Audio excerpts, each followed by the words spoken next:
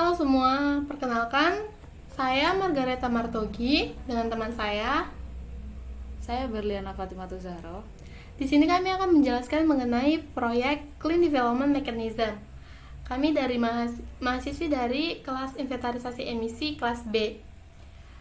Untuk yang pertama, marilah kita ketahui dulu apa itu CDM.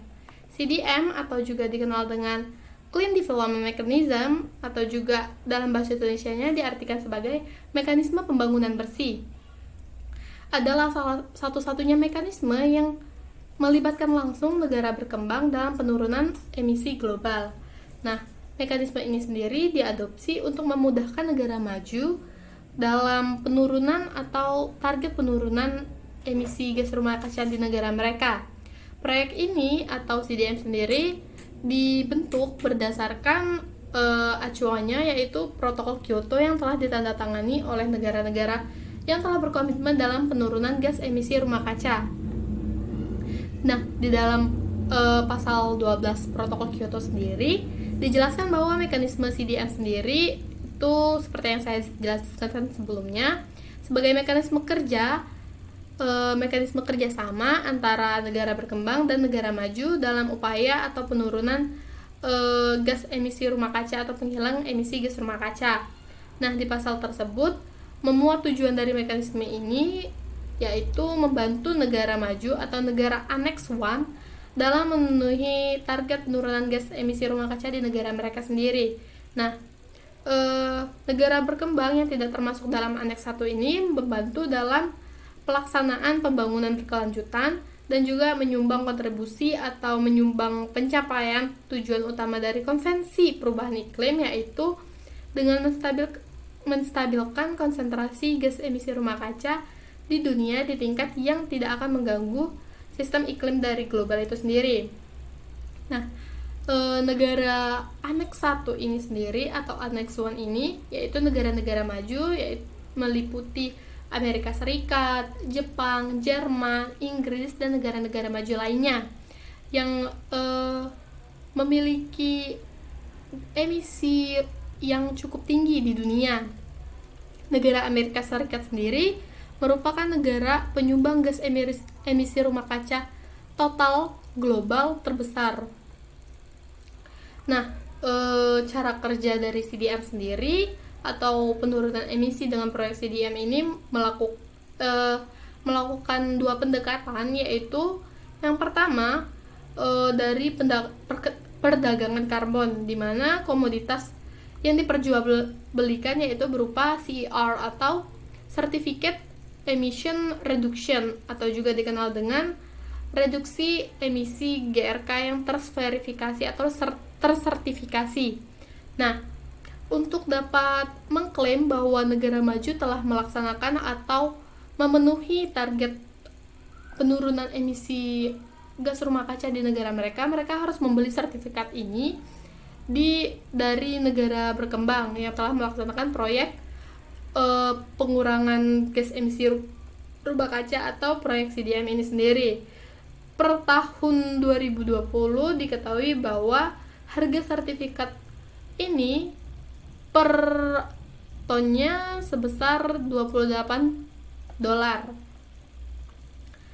Nah, untuk proyek usulan atau nama proyek usulan kami sendiri yaitu proyek Clean Development Mechanism menggunakan deep bedding and composting and anaerobic lagoon for swine waste management in Bali. Untuk pelaksanaan kegiatan ini sendiri kami canangkan pada tahun 2024 per tanggal 1 Januari. Hal ini dikarenakan untuk persiapan dari pelaksanaan proyek ini sendiri, hal-hal yang dibutuhkan dan lain sebagainya, sehingga dapat dipersiapkan dari sekarang sehingga proyek tersebut dapat dijalankan di tahun 2024 nanti. Untuk lokasi yang kami pilih sendiri yaitu Provinsi Bali, dikarenakan Provinsi Bali memiliki populasi babi terbesar atau terbanyak di Indonesia. Nah, berdasarkan data BPS yang kami dapatkan, per tahun 2021, Provinsi Bali memiliki populasi babi sebanyak 436.800 ekor. Nah, limbah yang dihasilkan dari peternakan babi ini sendiri yang paling mengganggu dan yang paling menjadi PR terbesar dalam peternakan yaitu kotoran ternak mereka. Nah, kotoran ternak ini sendiri mengandung gas yang cukup berbahaya, salah satunya yaitu gas metana, sehingga diperlukan untuk pengelolaan limbah terkait pengelolaan limbah kotoran ternaknya. Nah, beberapa peternakan di Bali sendiri itu masih belum memiliki atau belum dapat memenuhi dari manajemen pengelolaan limbah milik mereka sendiri, sehingga daerah-daerah di sekitar peternakan babi itu sendiri cukup mengganggu karena tercium aroma tidak sedap, kotor, dan juga tidak nyaman. Sehingga proyek ini diperlukan untuk menangani masalah tersebut atau menjadi solusi dari permasalahan tersebut. Durasi program yang kami canangkan yaitu selama 50 tahun dengan kisaran biaya sebesar 52 miliar rupiah. Nah, proyek CDM yang menjadi referensi kami sendiri yaitu Procana Tropical Plata Swine Waste Management. Proyek ini terverifikasi atau registered di website CDM sendiri. Untuk waktu pelaksanaan dari proyek Procana ini pada tahun 2000 per 1 September tahun 2000 selama 50 tahun. Untuk lokasi proyek yang digunakan yaitu Kota Santo Domingo di Ekuador. Nah, Procana menjadi tempat atau perusahaan kerjasama dalam penurunan gas emisi rumah kaca. Mereka berkomitmen untuk membantu dalam penurunan gas emisi rumah kaca dunia, sehingga mereka bersedia dan bersepakat untuk melaksanakan proyek ini. Nah, pihak-pihak yang terlibat dari proyek ini tentu saja host party atau yang menjadi negara berkembang yang melaksanakan proyek ini yaitu negara Ekuador dan negara Switzerland selaku penyandang dananya atau investor dari proyek ini.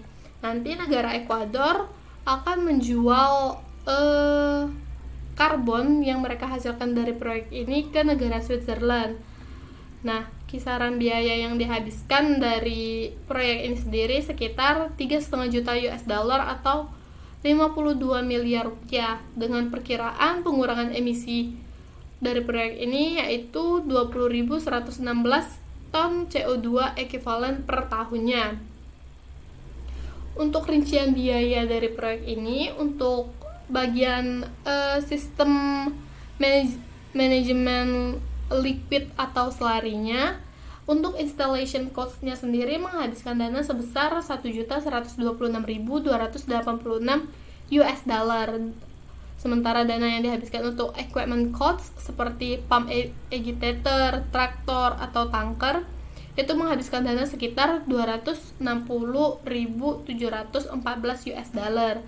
Untuk maintenance cost-nya atau biaya maintenance-nya sebesar 3.129 US dollar, dan untuk additional costs seperti kebutuhan untuk engineering dan consultant cost itu menghabiskan dana sekitar 5.214 US dollar, sehingga subtotal dari proyek ini sendiri untuk sistem liquidnya menghabiskan dana sekitar 1.395.343 US dollar dengan total baseline 1.443.836 US dollar dengan 10% discount rate, sehingga dananya menjadi 1.259.452 US dollar. Untuk bagian sistem aerobik lagunnya sendiri menghabiskan dana sekitar 953.509 US dollar dengan installation cost menghabiskan dana sebesar 852.882 US dollar, untuk maintenance cost-nya sebesar 1.043 US dollar, dan additional cost sebesar 99.585 US dollar. Dengan 10% dengan diskon 10% menghabiskan dana menjadi 898.158 US dollar. Untuk rincian biaya dari aktivitas yang tidak terregistrasi dalam CDM atau proyek CDM ini, untuk solid manure collection and composting, untuk bagian installation cost-nya menghabiskan dana sebesar 943.086 US dollar. Untuk equipment cost-nya, untuk kebutuhan tractor, loader, transport, cycle, itu menghabiskan dana 20.857 US dollar. Maintenance cost-nya sebesar 10.429 US dollar, sehingga additional cost-nya itu sebesar 89.286 US dollar. Menjadi total dari project ini menghabiskan 1.123.101 US dollar. Dengan diskon 10% menjadi 1.010.791 US dollar. Prokana ini sendiri, metodologi proyeknya akan dijelaskan oleh teman saya, Berliana. Kepada Berliana saya serahkan.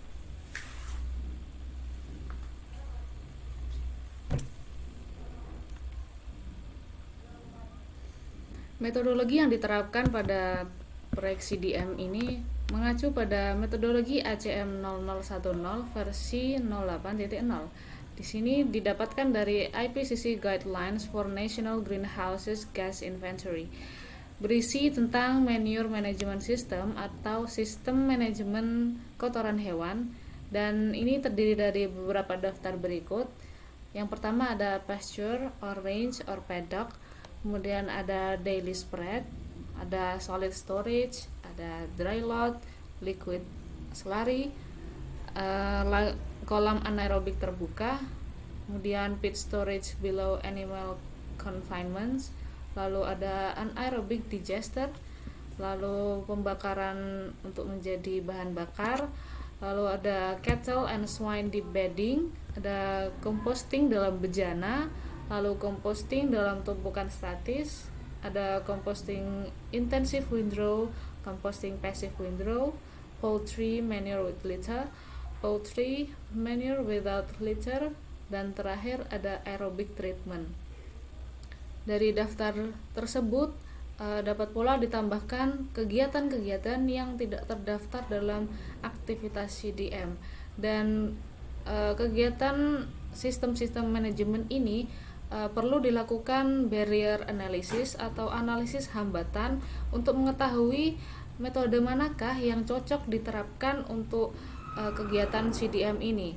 Dan kegiatan CDM dari Pronaka ini sendiri dipilihlah 3 metode. Yang pertama ada pemanfaatan liquid atau slurry atau kotoran cair dari peternakan babi itu sendiri, lalu ada kolam anaerobik yang terbuka, dan aktivitas CDM yang tidak terdaftar itu ada bedding dan composting.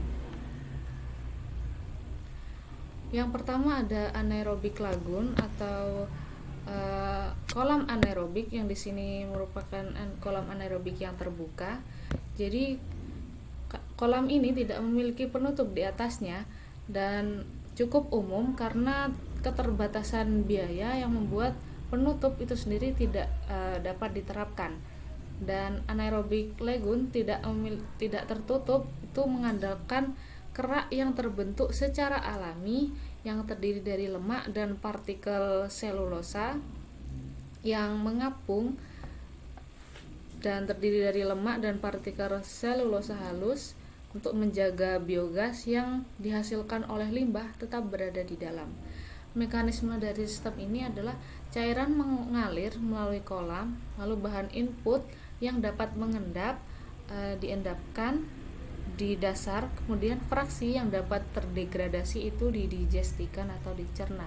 Selanjutnya, biogas dapat diambil dari kolam tersebut, dan waktu retensi kurang lebih sekitar 6 hari yang diperlukan untuk memastikan kondisi anaerobik di kolam ini. Untuk slurry atau liquid, slurry adalah kotoran dalam bentuk cair yang merupakan campuran kotoran dan urin hewan, dan slurry ini sendiri dapat diolah menjadi pupuk organik, pestisida, dan juga pakan ternak. Dan pemanfaatan ini diperlukan peralatan khusus untuk mengekstrak dan menyebarkan pupuk cair pada lahan pertanian lokal, serta butuh tenaga kerja terampil di lokal untuk mengoperasikan mesin tersebut. Selain deep bedding dan composting, sekam padi ini didistribusikan di lantai kandang untuk menyerap komponen cair dari kotoran dan menjaga sisa-sisa kotoran tetap dalam keadaan padat. Dan pengomposan dari campuran padatan kotoran babi dan sekam padi menghasilkan CO2 bila dikelola dan diaerasi dengan baik, sehingga produksi metana dari kotoran babi itu dapat dikurangi. Kenapa alasan ini dipilih untuk proyek kami di Bali? Yang pertama, kegiatan deep bedding. Deep bedding ini hanya membutuhkan jerami dan sangat mudah ditemukan di dataran rendah di Indonesia. Dan menurut data Litbang Pertanian, 1 ton gabah dari tanaman padi mampu menghasilkan 1,5 ton jerami, dan data dari bulan Januari sampai bulan April tahun 2021 diperkirakan sebesar 253.000 ton gabah dihasilkan di Bali. Ini merupakan data dari BPS, sehingga dari jumlah gabah yang dihasilkan 4 bulan tersebut dapat diperhitungkan jerami yang dihasilkan sekitar 380.000 ton. Dan jerami yang banyak ini dapat dimanfaatkan untuk deep bedding untuk mengurangi metana yang dikeluarkan dari kotoran hewan ini. Dan kebanyakan jerami di Indonesia tidak dimanfaatkan dengan baik, beberapa ada yang langsung membakarnya. Yang kedua, ada pemanfaatan slurry, kotoran cair. Limbah cair peternakan babi sering menimbulkan masalah karena penyebaran bau di udara yang menyebabkan peternakan ditutup, sehingga menyebabkan hilangnya mata pencaharian beberapa penduduk. Sedangkan banyak manfaat yang didapat jika slurry ini diolah dengan tepat, menghasilkan bioslurry yang merupakan produk samping berupa material yang dihasilkan dari proses dekomposisi material organik secara anaerobik dalam ruangan tertutup, di mana material penyusulnya ini berasal dari biomasa ini sendiri seperti hasil metabolisme makhluk hidup, kotoran, urin, dan lain-lain. Bioslurry manfaatnya cukup banyak, ada 10 yang dapat disebutkan. Yang pertama, sebagai pupuk organik sehingga dapat digunakan untuk meningkatkan produktivitas tanaman. Lalu yang kedua, ada sebagai biopestisida karena bioslurry ini mengandung kandungan antibakteri. Yang ketiga, sebagai pupuk hayati atau biofertilizer karena mengandung bakteri probiotik seperti bakteri selulitik, bakteri penghambat nitrogen, bakteri pelarut fosfor. Yang keempat, pengatur pertumbuhan tanaman seperti hormon tanaman auksin, sitokinin, dan lain-lain. Lalu sebagai pakan ternak juga bisa. Lalu yang keenam, dapat memperbaiki struktur fisik tanah.